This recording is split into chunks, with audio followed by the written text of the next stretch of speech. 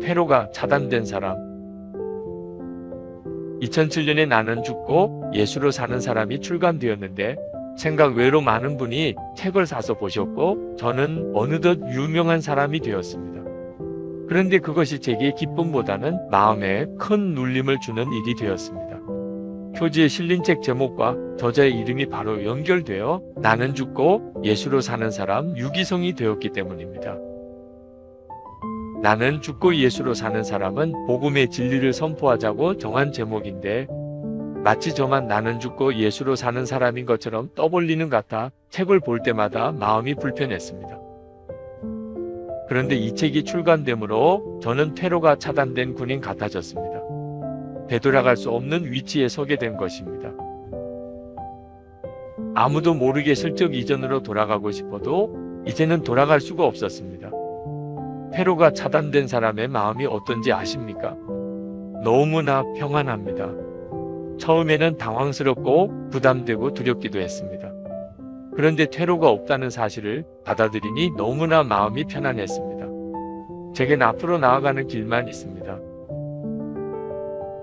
이처럼 되돌아갈 가능성이 없어졌기 때문에 주님의 은혜를 더 깊이 누리게 됩니다. 저는 앞으로 제가 누릴 은혜가 상상할 수 없이 크다는 걸 압니다. 그러니 퇴로가 차단당한 삶이 얼마나 다행이고 행복한지 모릅니다. 주님과 동행하는 삶에 있어서 퇴로를 차단해 보시길 바랍니다. 나는 예수 그리스도를 믿습니다. 라고 공개적으로 주위 사람들에게 고백해 보시길 바랍니다. 나는 예수님과 함께 죽었습니다.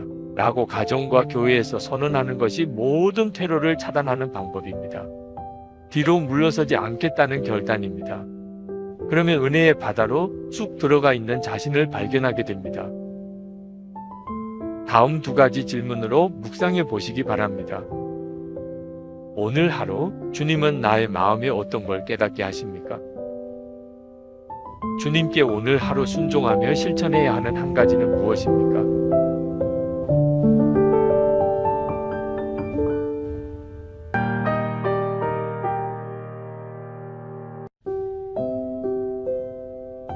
왜 이렇게 강권하시나? 한 번은 캐나다의 부흥회를 인도하러 갔는데 교인 중에 부흥회에 꼭 참석했으면 하는 이들이 부흥회에 참석하지 않아서 목사님 내외가 안타까워하는 걸 보았습니다.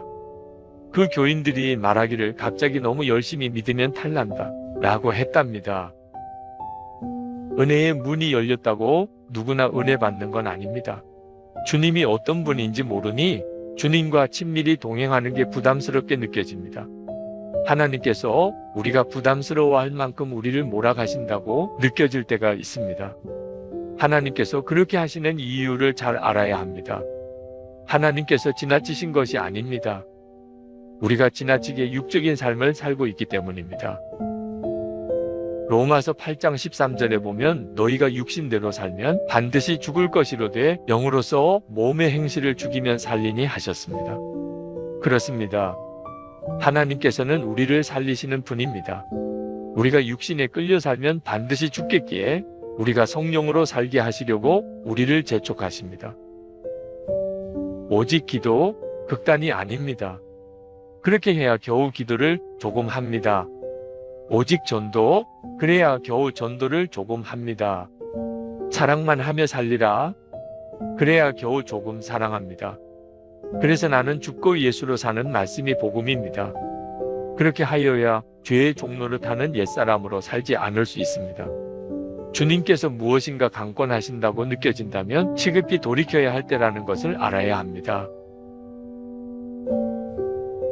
다음 두 가지 질문으로 묵상해 보시기 바랍니다. 오늘 하루 주님은 나의 마음에 어떤 걸 깨닫게 하십니까? 주님께 오늘 하루 순종하며 실천해야 하는 한 가지는 무엇입니까?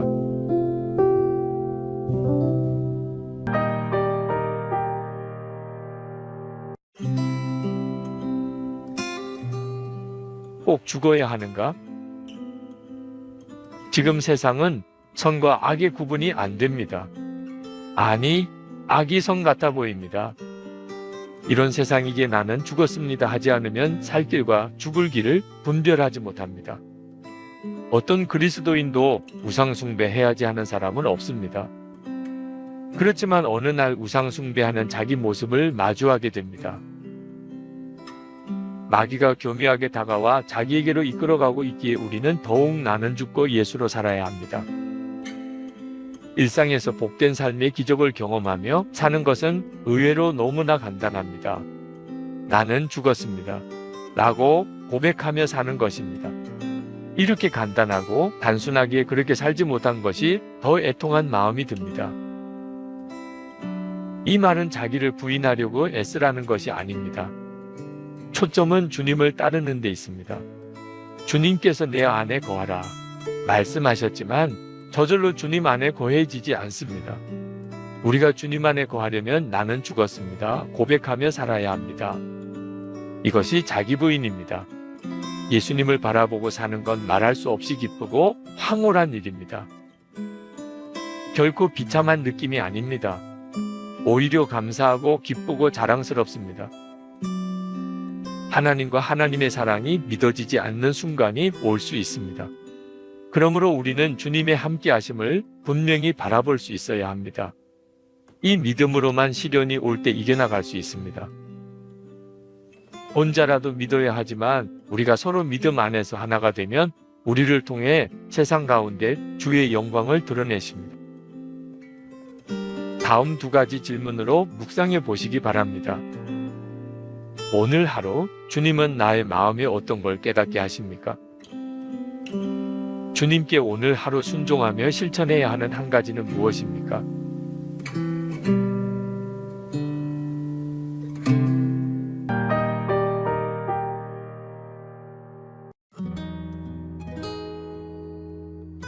옳고 그른 것을 넘어서야 한다.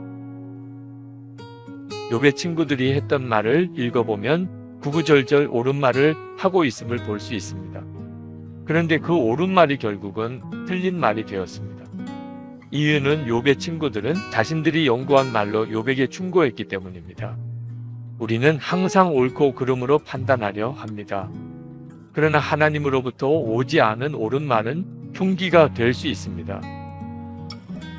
욥은 옳은 말이 어찌 그리 고통스러운 거라고 말했습니다. 옳고 그른 것을 분별해야 합니다. 그러나 옳고 그름에만 매여서도 안 됩니다. 우리에게 필요한 건 주님의 마음입니다. 나는 죽고 예수로 살며 24시간 주님을 바라보아야 합니다.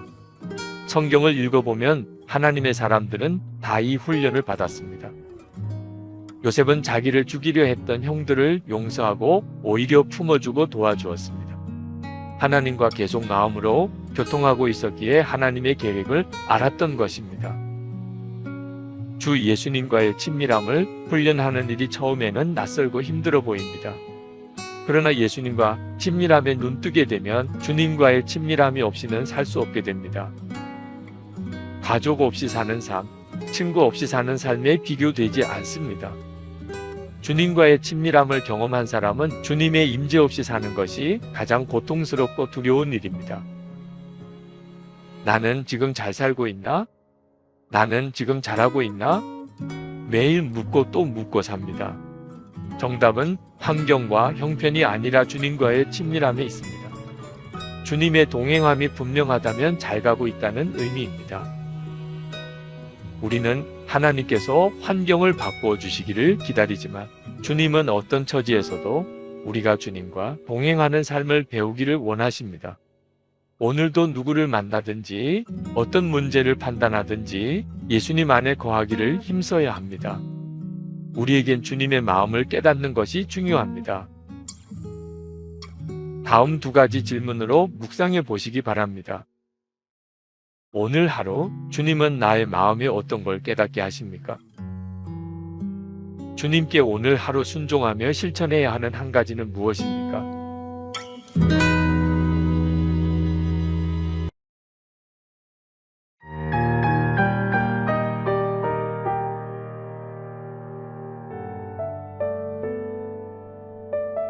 하나님의 휘파람 소리.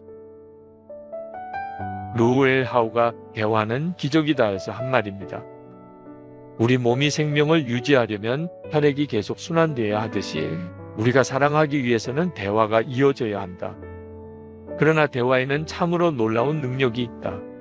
그것은 죽은 관계까지도 다시 살려내는 능력이다. 즉 사랑이 멈추어서 죽음에까지 치달았던 관계가 회복되는 것. 이것이 바로 대화의 기적이다. 어떤 사람과 대화가 이루어졌다면 그것은 기적입니다. 사람과의 대화도 이렇게 놀랍다면 주님과 대화가 된다는 건 얼마나 놀라운 일인지 모릅니다. 주님과 대화가 안 되면 신앙생활 자체가 너무나 힘듭니다. 마치 대화가 없는 가정에서 사는 것과 같습니다. 많은 그리스도인이 하나님께서 자신에게는 말씀하지 않으신다고 생각합니다. 아닙니다. 우리 안에 오신 성령께서 생각으로 말씀하심을 깨닫지 못해 그렇습니다. 보혜사 곧 아버지께서 내 이름으로 보내실 성령 그가 너희에게 모든 것을 가르치고 내가 너희에게 말한 모든 것을 생각나게 하리라. 요한복음 14장 26절. 미국의 어느 가정에서 남자가 정원에 꽃을 가꾸고 있었습니다. 늘 휘파람을 크게 불면서 일하는 그에게 이웃 사람들이 어떻게 정원을 그렇게 즐거운 마음으로 가꾸십니까? 라고 물었습니다. 그는 자기 아내가 시각장애인이라고 말했습니다. 그래서 보지 못하는 아내에게 늘 자신이 여기 있다고 알려주기 위해 휘파람을 분다고 말했습니다. 하나님께서도 이처럼 내가 너와 함께한다. 하나님께서도 이처럼 내가 너와 함께한다라며 우리의 하루에 휘파람을 불어주고 계십니다. 그 하나님의 휘파람을 들어보지 않으시겠습니까? 다음 두 가지 질문으로 묵상해 보시기 바랍니다. 오늘 하루 주님은 나의 마음에 어떤 걸 깨닫게 하십니까? 주님께 오늘 하루 순종하며 실천해야 하는 한 가지는 무엇입니까?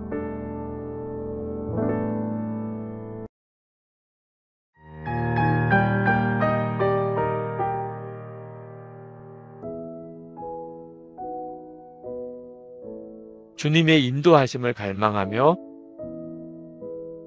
어느 날 새벽 기도하는데 제 형편이 눈이 먼 상태에서 차를 운전하는 것 같다고 느껴졌습니다. 앞이 캄캄하고 답답하였습니다. 제 형편이 특별히 어려운 일이 있는 것도 아니고 일정이나 만날 사람들, 전해야 할 설교문도 다 준비되어 있었기에 그런 느낌이 드는 걸 처음엔 이해하기 힘들었습니다. 설명할 수 없는 두려움이 느껴졌습니다.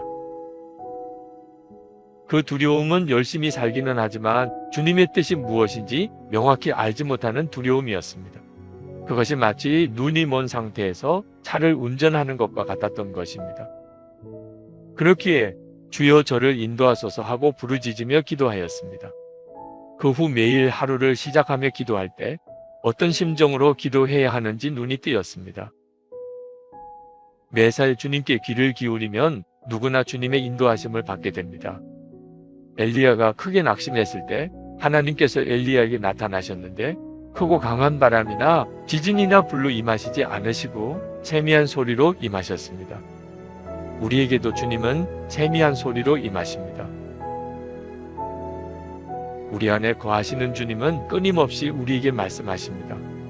이 음성이 길을 걸을 때나 차를 운전할 때 또는 직장에서 일을 하는 순간에 들려옵니다. 혼자만의 조용한 시간에 들려오기도 하고 인파 속에 혼잡한 순간에 들려오기도 합니다. 안타까운 것은 너무 바쁘게 살며 세상 소리에 마음을 빼앗기다 보니 이 소리를 놓칠 때가 많다는 것입니다. 오늘 이 세미한 소리를 들으셨습니까? 다른 소리에 마음을 빼앗기지 말고 하나님이 말씀하시는 소리에 귀를 기울여 보십시오. 다음 두 가지 질문으로 묵상해 보시기 바랍니다. 오늘 하루 주님은 나의 마음에 어떤 걸 깨닫게 하십니까?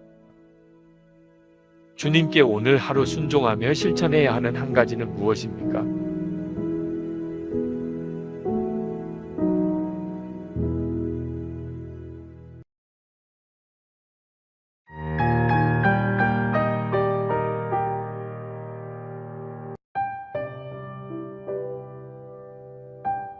오직 예수님만 붙잡고 가세요.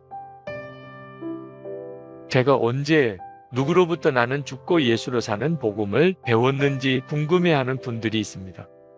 돌아보면 고등학생 때 전도사님이 전하신 모든 그리스도인 안에 주 예수님께서 거하신다 라는 말씀에 붙잡혀 그 말씀이 제게 이루어지기를 갈망하며 살아온 결과였습니다. 그때 저는 제 안에 거하신다는 예수님을 알지 못하면 죽을 것 같은 심정이었습니다. 그래서 1990년에 담임 목회를 시작하면서 오직 예수님의 생명으로 사는 복음, 나는 죽고 예수로 사는 복음을 전하고 가르쳤습니다. 그것은 제가 살기 위해서였습니다. 그러니 나는 죽고 예수로 사는 복음을 딱히 언제 누구에게 배웠다고 할 수는 없겠습니다. 다만 지난 40년 동안 성령께서 성경을 교과서로 많은 책과 믿음의 선배들을 통해 가르치고 또 훈련해 주셨습니다. 제가 십자가의 복음을 지속해서 가르치고 교인들에게 오직 주 예수님을 바라보라고 강조할 때 주위에서는 그렇게 목회하면 교인들이 부담스러워하고 교회도 부흥되기 어렵다고 나는 죽었다는 말을 하지 말라. 너무 예수님만 바라보라 하지 말라. 라고 충고하는 사람이 많았습니다. 그러나 당시 제 마음을 온통 사로잡았던 것은 나는 죽고 예수로 사는 복음이었고 모든 그리스도인의 마음에 거하시는 주 예수님이었습니다. 그것 하나만 분명하면 나머지는 저절로 된다고 생각했습니다. 지금 돌아보면 오직 주 예수님만 붙잡기를 잘했다고 생각합니다. 예수님을 이미 믿고 있는데 여전히 예수님을 붙잡아야 할 이유가 무엇인가? 질문하는 분도 있습니다. 우리는 교리를 믿는 데서 멈추지 않고 예수님과의 인격적이며 친밀하고 연합한 관계로 나아가야 합니다. 예수님만 붙잡고 사는 삶은 여전히 우리가 힘써야 할 일이고 신앙의 본질입니다. 지금부터라도 주 예수님께만 관심을 집중하고 살아야 합니다. 그러면 주 예수님은 우리의 삶을 완전히 새롭게 하실 것이며 약속하신 대로 풍성한 열매를 맺으실 것입니다. 다음 두 가지 질문으로 묵상해 보시기 바랍니다. 오늘 하루 주님은 나의 마음에 어떤 걸 깨닫게 하십니까? 주님께 오늘 하루 순종하며 실천해야 하는 한 가지는 무엇입니까?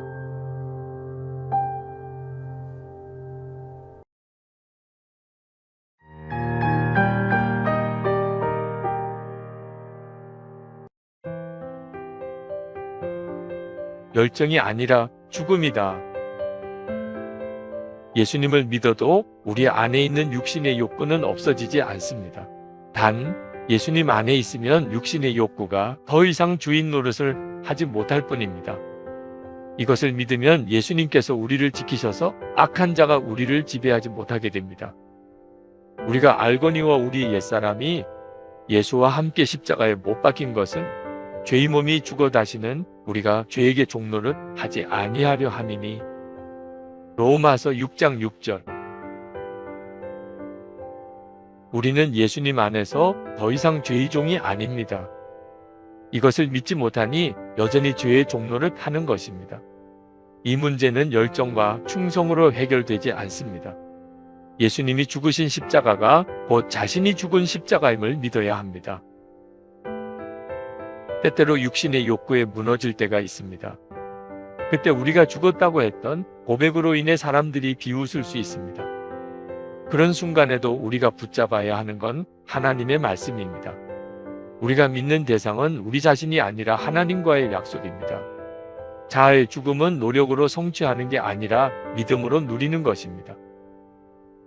우리 힘으로 할 수 없는 문제를 만났을 때, 우리 힘으로 용서할 수 없는 사람을 만났을 때, 우리 힘으로 극복할 수 없는 어려움을 만났을 때, 우리 힘으로 순종할 수 없는 말씀을 들었을 때, 우리가 할 수 있는 일은 우리가 죽었음을 고백하는 것뿐입니다. 우리가 이처럼 믿음으로 우리의 죽음을 선포하고 살아가면 분명히 예수님께서 역사하심을 알게 되며 예수님으로 살게 됩니다. 진정 주님이 하셨습니다라고 고백하게 됩니다. 주님과 동행하는 삶을 살기 위해 우리에게 필요한 건 열정이 아니라 죽음입니다. 다음 두 가지 질문으로 묵상해 보시기 바랍니다. 오늘 하루 주님은 나의 마음에 어떤 걸 깨닫게 하십니까?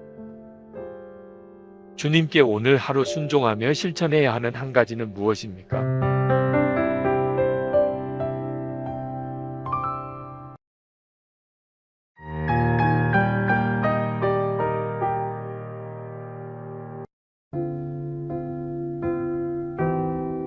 여러분은 어느 음성에 익숙해져 있습니까?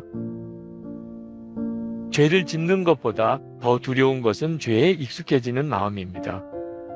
거짓말을 하고 스스로 자기 말을 믿는 사람도 있습니다. 정신적인 문제가 아니라 영적인 문제입니다. 자신도 악한 일에 익숙해질 수 있음을 명심해야 합니다. 악한 일에 익숙해지지 않으려면 주님을 바라보는 일에 익숙해져야 합니다. 그래서 24시간 주님을 바라보려고 애쓰는 것입니다. 우리에게 필요한 건 주님의 음성을 들으며 사는 삶입니다. 내 양은 내 음성을 듣는다 라고 하셨습니다.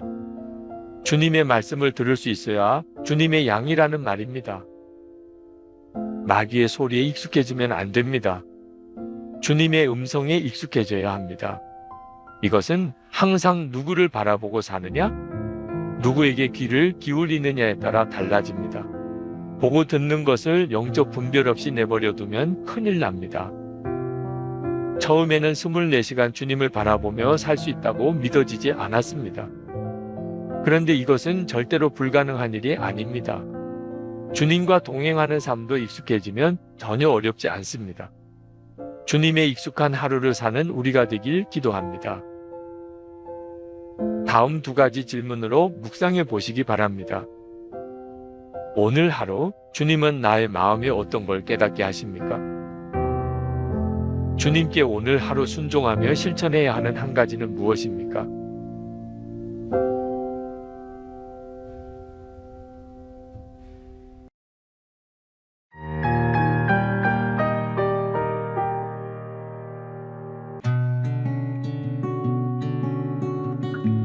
하나님의 말씀대로 살자. 예수원의 고 대천덕 신부는 성경보다 더 혁명적인 책은 없다 라고 했습니다. 그 말이 정말 옳습니다. 성경적 정신은 혁명적입니다. 예수님께서는 나는 포도나무요 너희는 가지라 말씀하셨습니다. 사도 바울은 내가 그리스도와 함께 십자가에 못 박혔으니 이제는 내가 사는 것이 아니요 내 안에 그리스도께서 사시는 것이라 했습니다. 그리고 너희는 믿음 안에 있는가? 너희 자신을 시험하고 너희 자신을 확증하라. 예수 그리스도께서 너희 안에 계신 줄을 너희가 스스로 알지 못하느냐 말씀했습니다. 이보다 혁명적인 말씀이 어디 있습니까? 말씀대로 사는 사람은 혁명적인 삶을 살게 됩니다. 스데반이 왜 죽임을 당했습니까? 나는 죽고 예수로 살았기 때문입니다. 세상 사람들의 입장에서는 이렇게 사는 사람들은 위협적인 존재입니다. 우리가 정말 나는 죽고 예수로 살면 일상의 삶의 변화가 일어납니다. 이것은 어떤 기적보다 크고 놀라운 일입니다. 올림픽에서 금메달을 따는 일이나 어느 정당이 정권을 차지하느냐는 문제도 다 중요합니다. 그러나 더 중요하고 더 급하며 더 어려운 일은 하루의 삶에서 함께 웃고 울며 사랑할 수 없는 사람을 사랑하고 가족이 화목하고 물건을 사고 팔 때 속이지 않고 운전할 때 거칠게 하지 않고 남을 배려하며 정의롭게 사는 삶입니다. 예수님과 동행할 때 아무런 생각 없이 습관에 젖어 했던 말이나 행동에 대해 깨닫게 됩니다. 배우자나 자녀, 이웃을 만날 때 주님의 함께하심을 의식하게 되면 우리의 삶이 놀랍게 변화됩니다. 우리 교회에 필요한 것은 커다란 예배당이 아니라 주님의 임재와 주님의 음성입니다. 이건 신비주의가 아니라 우리 모두에게 주시는 하나님의 은혜입니다. 다음 2가지 질문으로 묵상해 보시기 바랍니다. 오늘 하루 주님은 나의 마음에 어떤 걸 깨닫게 하십니까? 주님께 오늘 하루 순종하며 실천해야 하는 한 가지는 무엇입니까?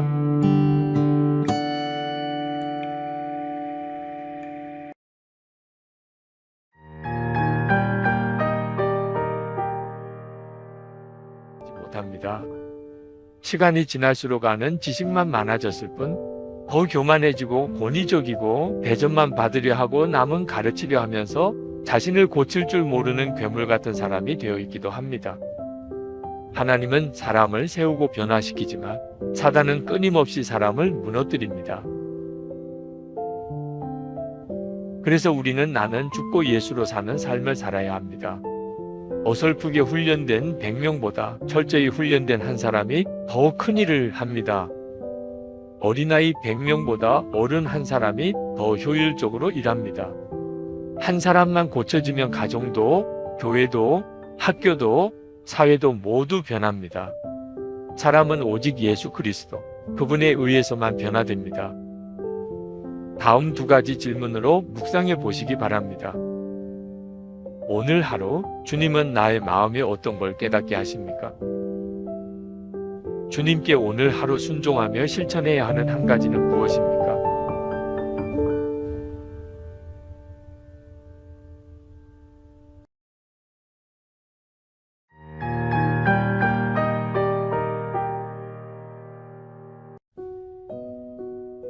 자아가 죽는 것이 무엇인가요? 자아가 죽는다는 것은 무슨 의미입니까? 예수님께서 십자가에서 돌아가실 때 우리도 예수님과 함께 죽었다는 성경의 약속을 믿는 것입니다. 우리는 예수 그리스도 안에서 속죄함 받았음을 믿습니다. 이것을 믿는다면 예수 그리스도와 함께 우리의 자아가 죽었다는 성경의 약속도 믿어야 합니다. 많은 그리스도인이 자신은 죽지 않았다고 말하는 이유는 자신 안의 혈기나 정욕, 음란함, 욕심, 시기, 질투가 사라지지 않았기 때문입니다. 그러나 우리가 십자가에서 주님과 연합해 죽은 것은 육신이 아니라 죄의 종로를 하던 옛사람임을 알아야 합니다. 그 말은 우리 안에 죄의 욕구나 혈기가 없어진 것이 아니라 혈기에 더 이상 종로를 하지 않게 되었다는 말입니다. 나는 죽고 예수로 살아야 합니다라며 제 설교를 흉내내는 아이를 만난 적이 있었습니다. 저를 만나면 꼭 묻고 싶은 게 있다면서 자아가 죽는 것이 무엇인가요? 라고 질문을 해 다들 웃었습니다. 그러나 순간 초등학교 2학년 아이에게 어떻게 알려줘야 할지 고민이 되었습니다. 그래서 자기가 결정할 수 있는 것을 언제나 예수님께 질문한 다음 결정하는 것이란다 라고 대답을 해준 적이 있었습니다. 예수님과 동행하지 않으면서 자아를 죽이려는 것은 마음을 비우라, 집착을 버리라는 것과 같은 돌을 닦는 종교 생활입니다. 불가능한 일입니다. 자아의 죽음은 예수님을 바라보아야 실제로 경험하게 됩니다. 예수님은 우리 눈에는 보이지 않으시지만 눈으로 보는 그 어떤 사람보다 더 분명한 실제입니다. 예수님을 바라보지 못하면서 무엇인가를 본다는 건 제대로 본 것이 아닙니다. 예수님을 바라보지 못한다면 아무것도 보지 못하는 상태입니다. 다음 두 가지 질문으로 묵상해 보시기 바랍니다. 오늘 하루 주님은 나의 마음에 어떤 걸 깨닫게 하십니까? 주님께 오늘 하루 순종하며 실천해야 하는 한 가지는 무엇입니까?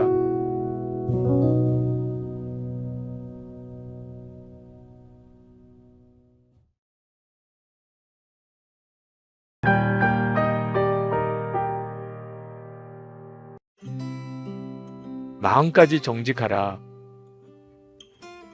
지독하다는 말을 들으면서도 24시간 주님을 바라보자. 매일 예수 동행 일기를 쓰고 나누자. 하는 것은 육신대로 살면 반드시 죽을 것이라. 마귀가 우는 사자같이 삼킬 자를 찾아 두루 돌아다닌다라는 말씀이 사실이라 믿기 때문입니다. 매일 예수님과 동행하는 일기를 쓰려고 애쓰는 이유는 빛 가운데 살기 위함입니다. 빛 가운데로 나와야 육신을 따라 살지 않게 되고 어둠의 권세에 사로잡히지 않게 됩니다. 항상 은밀한 죄를 조심해야 한다 라는 말씀을 명심해야 합니다. 그 말은 드러나지 않도록 조심하라는 것이 아닙니다. 그것은 불가능합니다. 간혹 성적인 문제를 일으키는 목회자들을 보게 됩니다. 단 한 번의 실수로 문제를 일으키는 것이 아닙니다. 늘 마음에 품고 있던 일이 겉으로 드러났을 뿐입니다. 그러므로 우리는 마음까지 정직하고 정결해야 합니다. 은밀한 죄에 사로잡히지 않기 위해 항상 빛 가운데로 나아가야 합니다. 우리는 우리 마음을 변화시킬 수 없습니다. 불가능합니다. 그러나 마음을 열 수는 있습니다. 마음을 열면 빛이신 주님이 마음을 바꾸십니다. 이제부터 마음을 열고 살기로 결단해야 합니다. 은밀한 것을 다 드러내라라는 게 아닙니다. 드러낼 수 없는 것은 애초에 하지 말라입니다. 마음까지 정직하고 은밀한 죄에 사로잡히지 않는 삶은 우리의 의지나 노력으로 안 됩니다. 나는 죽고 예수로 살아야 합니다. 항상 주님을 바라보며 주위 사람들에게 마음을 열고 살기로 결단할 때 이루어집니다. 다음 두 가지 질문으로 묵상해 보시기 바랍니다. 오늘 하루 주님은 나의 마음에 어떤 걸 깨닫게 하십니까? 주님께 오늘 하루 순종하며 실천해야 하는 한 가지는 무엇입니까?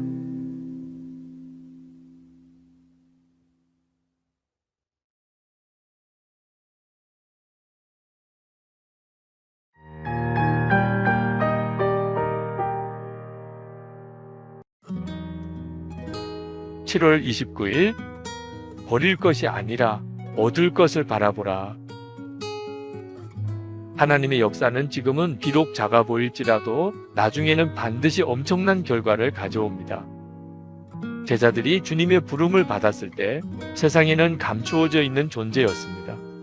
그러므로 지금도 우리는 보이는 것만 보지 말고 주님이 하시는 일을 주목해야 합니다. 크고 시급해 보여도 생명이 없는 일이 많습니다. 그런 일에만 매달려 살다가는 나이 들면 인생이 허무하고 공허에 견딜 수 없게 됩니다. 같은 일을 해도 항상 예수님을 바라보아야 하며 언제나 주님과 동행해야 합니다. 단순히 기도하고 성경 읽는 행위로 만족해서는 안 됩니다. 말씀에서 하나님의 약속을 찾아 그 약속이 이루어지기를 기도해야 합니다.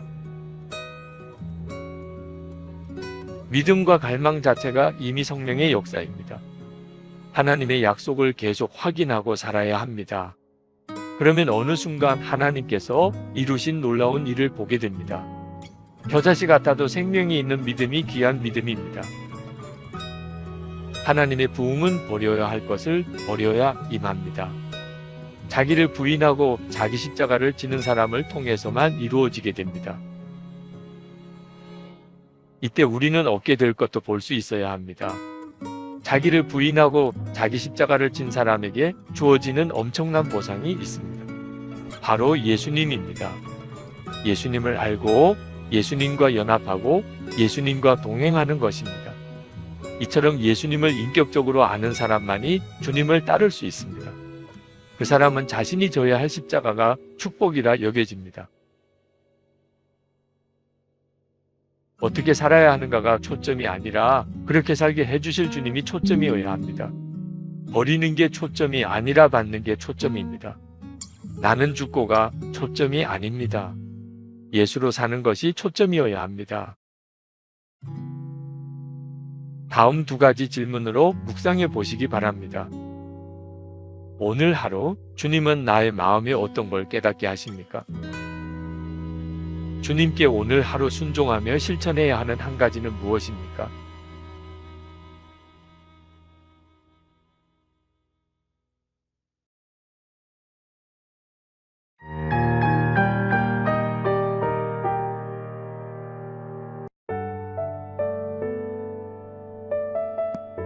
죽으라. 성령은 천지를 창조하셨고 홍해를 가르셨고 나사로를 살려내신 분이십니다. 그분의 권능은 우리를 통해 온 나라와 민족에게 생명의 강처럼 흘러가야 합니다. 그러나 현실은 그렇지 않았습니다. 은혜의 강을 막고 있는 둑이 있기 때문이었습니다. 기도하는 중에 먼저 깨달은 것은 저 자신이 은혜의 강을 막고 있는 둑이라는 사실이었습니다. 목사인 제가 은혜를 끼치려고 하나님의 영광을 드러내려고 발버둥쳤기 때문입니다. 성령께 완전히 복종하지 못했던 것입니다. 제가 성령께 순종하기만 했다면 강 같은 은혜의 역사가 흘렀을 텐데 그것이 안 되었던 것입니다. 그때 비로소 제가 죽어야 한다는 사실을 깊이 깨달았습니다. 그러나 어떻게 죽느냐는 것이 혼란스러웠습니다. 아무리 죽이려 해도 저는 죽지 않았습니다. 그때 성령께서 말씀으로 이미 죽었다라는 것을 깨우쳐 주었습니다. 어떻게 죽느냐가 문제가 아니라 제가 이미 십자가에서 죽었음을 믿을 것이냐, 믿지 않을 것이냐가 문제였습니다. 악한 소문으로 오해를 받았을 때 싸우지도 못하고 용서하지도 못하고 속이 썩어 죽을 것 같은 지경에 이르렀을 때가 있었습니다. 그때 나는 죽었습니다 고백했고 제 자아의 죽음을 경험했습니다. 진심 어린 고백이 나오기까지 오랜 시간이 걸렸습니다. 그때부터 주님께서 조금씩 저를 통해 역사하시는 것을 경험했습니다. 그 이후로 제 힘으로 도무지 할 수 없는 일을 만났을 때도 주의 뜻이라고 깨달으면 순종할 수 있게 되었습니다. 나는 죽었기 때문입니다. 두려움에서도 평가에 대해서도 자유하고 오직 예수님만 바라볼 수 있게 되었습니다. 주님이 하셨습니다. 주님이 하고 계십니다. 주님이 하실 것입니다. 다음 두 가지 질문으로 묵상해 보시기 바랍니다. 오늘 하루 주님은 나의 마음에 어떤 걸 깨닫게 하십니까? 주님께 오늘 하루 순종하며 실천해야 하는 한 가지는 무엇입니까?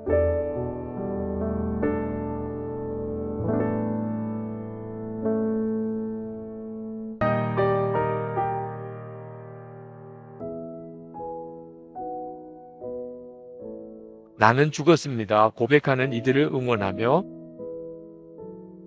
많은 그리스도인이 나는 죽고 예수로 사는 복음을 알고도 나는 죽었습니다 라고 고백하지 못합니다. 나는 죽었다라고 하면서 죽은 사람처럼 살지 못하면 어떻게 하나 걱정이 되기 때문입니다. 나는 죽었습니다 라고 고백하는 것은 더 이상 죄의 종이 아니라 예수님이 자신의 생명이요 주님이 되셨다는 신앙 고백입니다. 아무런 감정도 없고 분노나 혈기가 일어나지 않으며 정욕과 죄된 욕구도 생기지 않는 상태가 되었다는 말이 아닙니다. 3.1운동을 일으켰던 선조들이 일제치하에서 대한독립 만세를 목이 터져라 외친 일에 대해 무시하고 조롱할 사람이 누가 있겠습니까? 죄 중에 살던 사람이 십자가 속죄의 복음을 듣고 자신의 죄를 회개하고 예수님을 영접하며 나는 모든 죄가 사함을 받았다라고 고백하면 그에게 속죄의 믿음을 주신 주님께 영광 돌리는 일입니다. 하나님께서 그 신앙 고백을 기뻐하지 않겠습니까? 그렇다면 예수님 안에서 나는 죽었습니다 고백하는 이들은 더욱 주님께 영광 돌리는 것이며 하나님을 기쁘시게 하는 일입니다. 자아의 죽음은 예수님을 바라봄과 관련되어 있습니다. 예수님께서 함께 하심이 믿어지면 자아는 저절로 죽습니다. 예수님께서 기뻐하시는 일만 하고 싶고 주님만 따라가게 됩니다. 이것이 자아의 죽음입니다. 사랑하는 사람, 존경하는 사람과 함께 있으면 오직 그 사람이 원하고 기뻐하는 것만 하기 원한 것 같습니다. 예수님은 우리의 눈을 뜨게 해주시기 위해 오셨습니다. 나는 죽었습니다 라고 고백하는 사람은 예수님을 바라보는 눈이 뜨인 사람입니다. 예수님을 바라보는 눈이 뜨이면 비로소 자아의 죽음으로 살게 됩니다. 다음 두 가지 질문으로 묵상해 보시기 바랍니다. 오늘 하루 주님은 나의 마음에 어떤 걸 깨닫게 하십니까? 주님께 오늘 하루 순종하며 실천해야 하는 한 가지는 무엇입니까?